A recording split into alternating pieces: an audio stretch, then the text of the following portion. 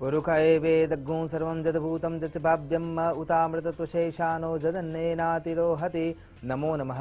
તમારા બધાનું સ્વાગત કરું છું આધ્યાત્મિક મહાશક્તિમાં। આજનો પ્રશ્ન ખૂબ જ મહત્વનો છે। પ્રશ્ન છે, સન્માન પ્રતિષ્ઠાનું કુંડલી સાથે કોઈ કનેક્શન છે ખરા? હા છે। કેવી રીતે? આપણે સમજીએ છીએ કે કુંડળીને જ્યારે આપણે જોઈએ છીએ ત્યારે એમાં મુખ્ય 12 ભાવ છે અને એ 12 ભાવ કોઈ ના કોઈ વસ્તુને ઇંગિત કરે છે। એમાંથી જ્યારે ચતુર્થ ભાવ અને દ્વાદશ ભાવને જોવામાં આવે છે ત્યારે આપણને સમજાય છે કે દ્વાદશ ભાવ વ્યયનો ભાવ છે અને ચતુર્થ ભાવ સમાજ અને પ્રતિષ્ઠાનો ભાવ છે। પદ અને પ્રતિષ્ઠા અને એના ઉપર કાયમ રહેવું એના માટે થઈને તમામ પ્રકારના ગ્રહોની ચાલ જે છે એ ખૂબ આધાર રાખે છે। એનાથી આગળ જે ગ્રહ જે અંશ સુધી પહોંચે છે એ અંશ પણ એટલો જ મહત્વનો થઈ જાય છે। એમની દ્રષ્ટિ પણ એટલી મહત્વની થઈ જાય છે કે કોની સાથે એ બેસે છે એ પણ એટલું મહત્વનું થઈ જાય છે। એ રીતે જ્યારે વિચાર કરીએ ત્યારે 9 પ્રકારના ગ્રહો અને એમાંથી મુખ્ય 7 ગ્રહો આપણા કુંડલીમાં જે જગ્યાએ બેસે છે અને એમાં પણ જ્યારે ગોચરમાં ફરતા ફરતા ચતુર્થ ભાવ અથવા દ્વાદશ ભાવ સુધી પહોંચે છે ત્યારે એક પ્રતિષ્ઠાની સ્થિતિ બદલાતી જાય છે।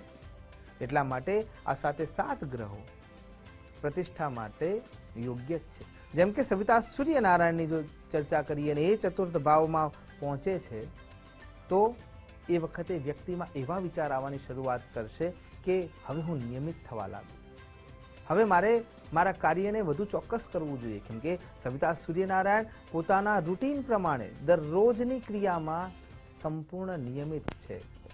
એટલે પદ અને પ્રતિષ્ઠા માટે નિયમિતતા જરૂરી છે, સુયોગ્યતા જરૂરી છે, ચોકસાઈ જરૂરી છે। તો એ સમયે જે સૂર્યનારાયણની ઉપાસના થઈ રહી છે એ તમને મદદ કરી શકે છે। એટલે ચતુર્થ ભાવમાં સૂર્યનારાયણ જો પ્રબળ સ્થિતિમાં છે તો વ્યક્તિ સમાજમાં પ્રતિષ્ઠાને પ્રાપ્ત કરી શકે છે। એ જ રીતે ચતુર્થ ભાવ અથવા વ્યય સ્થાનમાં જ્યારે ચંદ્ર મહારાજ પહોંચે છે ત્યારે ચંદ્ર મહારાજ મનના કારક છે અને મનના કારક હોવાના કારણે એ ખાલી તમારી નીતિને બદલવા માટે થઈને નિર્ણયો બદલાવે છે અને જેવા તમારા નિર્ણયો બદલાશે એટલે પરિણામ બદલાશે અને પરિણામ બદલાવાની સાથે જ કાં તો એ સારું હોઈ શકે કાં તો એ ખરાબ હોઈ શકે। એટલે પદ તમે મેળવી તો લીધું છે પણ એમાં સ્થિર રહી શકશો કે નહીં એ હાથ ચંદ્ર મહારાજના જોડે રહેલો છે। એટલા માટે ચંદ્ર મહારાજની ઉપાસના આપણે કરતા હોઈએ છીએ।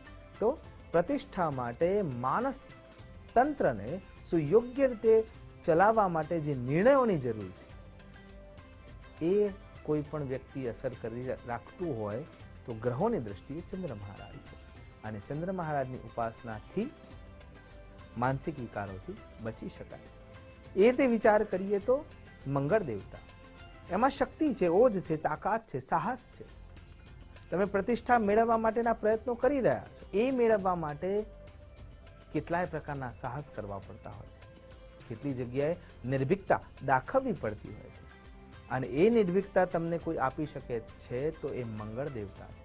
આપણે પ્રતિષ્ઠા તો મેળવી જ શકીશું પણ એની સાથે સાથે એને ટકાવી પણ શકીશું, કેમ કે તમારા શત્રુઓ તમારાથી દૂર રહેશે, તમારા હિત શત્રુઓ તમારા નજીક આવતા પણ અટકશે, કેમ કે એમને ખબર છે કે આ મંગળદેવની ઉર્જાથી આ વ્યક્તિ લાલાયિતતા તરફ જઈ રહ્યો અને એ ઓરાથી જ તમારા શત્રુઓ દૂર રહી શકે। તો આ જે ક્રિયા છે એ મંગળદેવ તરફથી આપણને મળતી હોય છે। બુધ વાણીના દેવ છે એટલે ઉચ્ચ આસન પર બેસવાની વ્યવસ્થા થઈ ગઈ પણ બેઠા પછી તમે તમારી વાણીના ઉપયોગથી કાં તો એને સારી રીતે ટકાવી શકો કાં તો એને નિષ્ફળ કરી શકો। એ સમય જો ચતુર્થ ભાવમાં બુધ છે તો એ તમને લાભ આપી શકે। સૂર્યનારાયણ સાથે બેઠા છે તો વેપારી યોગ થઈ રહ્યો છે એટલે તમારા વેપાર વાણિજ્યમાં તમે વૃદ્ધિ કરી શકવાના છે, પણ એ જ જગ્યાએ ચંદ્ર મહારાજ સાથે દ્વાદશ ભાવમાં બેઠા છે તો નુકસાનની શક્યતા છે, કેમ કે તમારા શબ્દોમાં ક્યાંક ઓછપતા આવે છે, અભદ્રતા આવે છે, ક્યાંક તોછડાઈ આવે છે અને એટલા માટે બુદ્ધની આરાધના પણ ખૂબ જરૂરી છે. બૃહસ્પતિ મહારાજ, બૃહસ્પતિ નામથી જ આપણે સિદ્ધ કરી શકીએ છીએ કે પ્રતિષ્ઠાના દ્યોતક એટલે કે ગુરુ મહારાજ છે, અને ત્યાં એમની આરાધનાથી 100% પ્રતિષ્ઠા મળી શકે છે. એટલે જે વ્યક્તિનો ગુરુ પ્રબળ છે, કિમ કુર્વંતુ ગ્રહા સર્વે કેન્દ્ર સ્થાને બૃહસ્પતિ, જો કેન્દ્રના ભાવોમાં ગુરુ મહારાજ પ્રબળ રીતે બેઠેલા હોય તો ચોક્કસ તમને કીર્તિનો લાભ થાય છે, ચોક્કસ તમારી પ્રતિષ્ઠા આસમાન સુધી પહોંચી શકે છે. અને એ જ જગ્યાએ જો એવા કોઈ ગ્રસિત સ્થાનમાં એ આવ્યા છે તો ઉચ્ચ પદ પર બેઠા હોવા છતાં જેલયોગ થઈ શકે છે. જેલયોગ એટલે સળિયા પાછળ જવું, એ જ એકલું જેલયોગ થાય છે એવું જરાય નથી. તમે તમારી જાતને એક રૂમમાં એકાંતના રૂપે પણ બાંધી રાખો કે બસ હવે મારે ક્યાંય જવું નથી, મનથી મારે અહીંયા જ રહેવું છે, થોડોક ટાઈમ મારે એકલા બેસી રહેવું છે, એ પણ એક પ્રકારનો જેલયોગ જ છે. અને ત્યાં તમે જે બેસી રહો છો એના પાછળનું જો કોઈ કારણ હોય તો એ કારણ છે બૃહસ્પતિ મહારાજ. અને એ જ જગ્યાએ તમારી વાહવા થાય છે, સમાજમાં તમારી કીર્તિ ફેલાયેલી છે, બે માણસ તમને સલાહ મશરવા માટે પૂછવા માટે આવે છે, તો એના પાછળનું પણ જે કોઈ પણ કારણ હોય તો એ બૃહસ્પતિ મહારાજનો જ પ્રભાવ છે. પછી જો વિચાર કરીએ તો શુક્ર મહારાજ, શુક્ર મહારાજ એટલે લેવિસનેસ.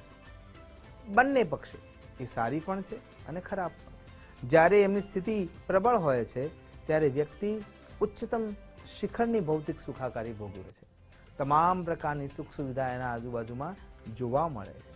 પણ જ્યારે એ ગ્રસિત થાય છે ત્યારે એ જે સુખ સુવિધા ભોગવી છે, મેળવી છે, એ તમારા માટે નકામી બનવા લાગે છે.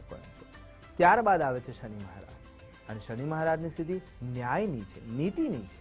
તો નીતિના માર્ગના અંદર જ્યારે વિચાર કરીએ છીએ ત્યારે આપણને 1 રૂપિયાથી સવા, શ્રી સવા આપણે એટલા માટે લખીએ છીએ કે સવા ગણું કમાવાનો આપણને અધિકાર છે, પણ એનાથી 4 ગણું 10 ગણું ખોટી રીતે કમાવા જશો તો વક્ર દ્રષ્ટિ જોવા મળશે. સુવર્ણમાં કલિયુગનો વાસ છે, પણ નીતિથી કમાયેલા સુવર્ણમાં ક્યારેય કલિયુગનો વાસ હોતો નથી. અનીતિથી કમાયેલા સુવર્ણમાં જ કલિયુગનો વાસ હોય છે, અને ત્યાં શનિ મહારાજની વક્રતા જોવા મળશે. કેમ કે તમે કાર્યમાં ખોટા છો, તમારી પ્રવૃત્તિમાં ખોટા છો, અને એટલા માટે એની અસર થશે. અને ચતુર્થ ભાવમાં આવશે કે દ્વાદશ ભાવમાં આવશે તો પણ તમારી કીર્તિ ખંડિત થઈ શકે છે. એટલા માટે તમે વિચાર કરો કે એક ઉચ્ચસ્થ શિખરસ્થ શિરસ્થ પદ પર બેઠા પછી પણ માણસ એવા પગલાં લઈ લે છે કે જે એને નિંદનીય અવસ્થામાં મૂકી દે છે. તો આ બધા પાછળ એટલે કે પદ પ્રતિષ્ઠાની દ્રષ્ટિએ જ્યારે કુંડલીને આપણે સાથે રાખીને જઈએ છીએ ત્યારે આ ચતુર્થ ભાવ અને દ્વાદશ ભાવ બંનેની દ્રષ્ટિ જ્યારે ગણવામાં આવે તો એના આધારે ગ્રહોની દ્રષ્ટિના આધારે આપણે ચોક્કસ તારણ કાઢી શકીએ છીએ કે હવે આગળ અથવા એમની સ્થિતિ શું હશે. આશા કરું છું નવે નવ ગ્રહો આપણને સુયોગ્ય રીતે માનસતંત્રને સિદ્ધ કરાવવામાં મદદ કરે, આપણી પદ પ્રતિષ્ઠાને સાચવવામાં મદદ કરે, અને આપણાથી થતા ઉત્તમ કાર્યો દ્વારા આપણા ઉપર એમની કૃપા બની રહે, એ જ અભ્યર્થના સાથે નમસ્કાર. અસ્તુ સદા શિવોહમ. નમો નમઃ.